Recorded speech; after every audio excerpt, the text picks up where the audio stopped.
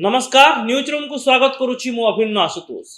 बालिअंता सौम्यरंजन हत्या घटना रे दिन को दिन नुआ मोड़ सामना को आसुछि।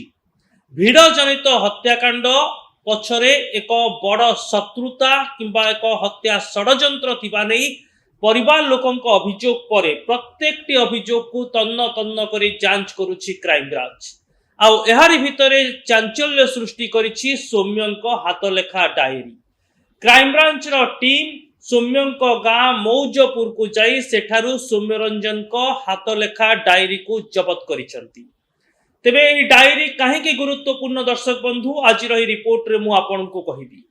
सौम्यरंजन हत्या घटना रे प्रथम अभियुक्त सेही माने जो माने भिड़ रे थाई सौम्यरंजन को आक्रमण कले। द्वितीय रे ओम को घटना सेतेबेले संदेह घेर को आसुछि जेतेबेले ओम को सह विवाद थिबा मृत सौम्यरंजन को बांधवी कहउचंती। तेबे दीर्घ दिन धरे विवाद थिले मध्य हत्याकांड दिन केमिति सौम्य ओम को गाड़ी रे बसी गले ताहा हेउछि बड़ प्रश्न। तृतीय एवं सबुठारो मुख्य अभियोग जहांक विरोध रे आसुछि से हेउचंती आईपीएस दयाल गंगवार। आउ एही तीन खिय भितरे वर्तमान कौन रही संपर्क ताकू जोड़िबा पाई सौम्यरंजन को डायरी गुरुत्वपूर्ण तथ्य देई पारे बोली कहा जाउछि। भिड़ भितरु आरंभ होइतिबा हिंसार परिणति हत्याकांड हैला किंतु हत्याकांडर किछि लिंक एबे भी सौम्य काम करुथुबा जिम रे लुचि रहिछि। आउ अभियोग होई आसुथला जे जिम रे काम करिबा पाई दयाल गंगवार आईपीएस सौम्य को ऊपर चाप सृष्टि करुथिले। अपर पक्षरे तांकु चाकरी रु विदा करी तांको दरमा काटी देइथिले दयाल गंगवार निजर व्यक्तिगत काम रे लगाउथिले एवं सौम्य मना कले तांको ऊपर बाध्यबाधकता पूर्वक चाप सृष्टि करुथिले। आउ सौम्यंक डायरी रे कुआडे तमाम घटना लेखा जाइथिबा वर्तमान समय रे चर्चा हेउछि। तेबे विश्वस्त सूत्र रु मिलिथिबा खबर अनुसार सौम्यरंजन को एही डायरी एथिपाई गुरुत्वपूर्ण जे एही डायरी रे जिम रो टंका लेन देन रो तमाम दस्तावेज रहिछि। एही डायरी रे किए केते टंका जिम रे नैचंती केते टंका लगैचंती केते टंका बाकी अछि तमाम रिपोर्ट रही डायरी हिसाब किताब डायरी रे रही। आउ एही जिम रो अर्थ लेन देन को नहीं ओम एवं सौम्यंक भितरे विवाद रहितिला। एणु एही डायरी रे जेतेबेले खुलताड़ करा जिवो सेतेबेले टंका विवादर प्रकृत सत जानि परिबो क्राइम ब्रांच। द्वितीय कथा हेउछि एही डायरी रे प्रकृत रे सौम्यरंजन निजर मन भितरर कोह लेखि थाई पारंती जेहेतु तांको ऊपर आईपीएस दयाल गंगवार चाप सृष्टि करुथिले। से चाकरी छाड़ीथिले एवं चाकरी रु विदा भी होइथिले। से संपर्क रे दयाल गंगवार कर कोन भूमिका थिला जो अभियोग हेउछि जे दयाल गंगवार तांको दरमा बंद करि देइथिले। ए तमाम दिग भितरे निज मनर अकुहा कोह को से डायरी भितरे लेखि थाई पारंती। आउ ए सबुर खुलासा हेले दयाल गंगवार को पाई अडुआ बढ़िबो। सेपटे पुणी थरे मृत सौम्यरंजन को मां कहिसंती जे आईपीएस दयाल गंगवार ही हेउछंती मुख्य अभियुक्त तांकु गिरफ करा जाऊ। किंतु आश्चर्यजनक भाबरे क्राइम ब्रांच ए पर्यंत दयाल गंगवार को दिग को तदंत परिसरभुक्त करू नाही। दयाल गंगवार को एडीजी पहियारु हटाई होम डिपार्टमेंट ओएसडी करि दिया गला। किंतु क्राइम ब्रांच रो दम नाही बोधे आईपीएस को हाथ मारिबा पाई।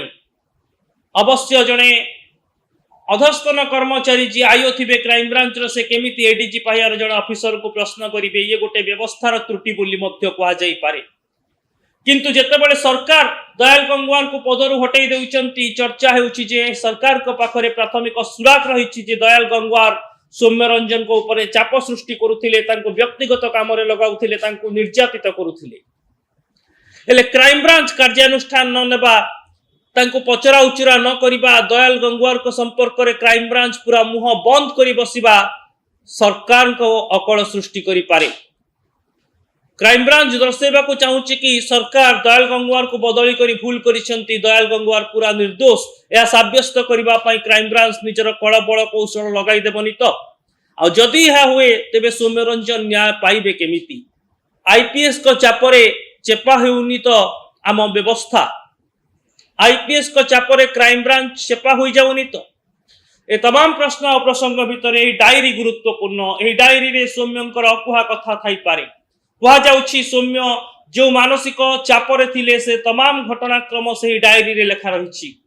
जिम अर्थनैतिक लेन देन संपर्क रे डायरी रे लेखा रही एवं ए डायरी रो पोल खोल हेले ओम को गुमर खोलिबो। ओम सौम्य घटनार पर्दाफाश हेबो। पूर्वरु भी बांधवी विवाद संपर्क रे कहि सारिछंती ओम एवं सौम्यंकर आ डायरी रु ए विवादर आउ किछि खियो क्राइम ब्रांच जोड़ी पारे बोली चर्चा हेउछि। सेति पई तो आज ए डायरी को जब्त करा जायछि। ए डायरी रे आउ किछि कांटेक्ट नंबर मध्ये रहिछि एवं किछि व्यक्तिंकर नाम मध्ये लेखा रहिछि एवं समानंक सह सौम्यंक संपृक्ति समानंक सहित सौम्यंक मान अभिमान सब किछि ए डायरी रे रहिछि।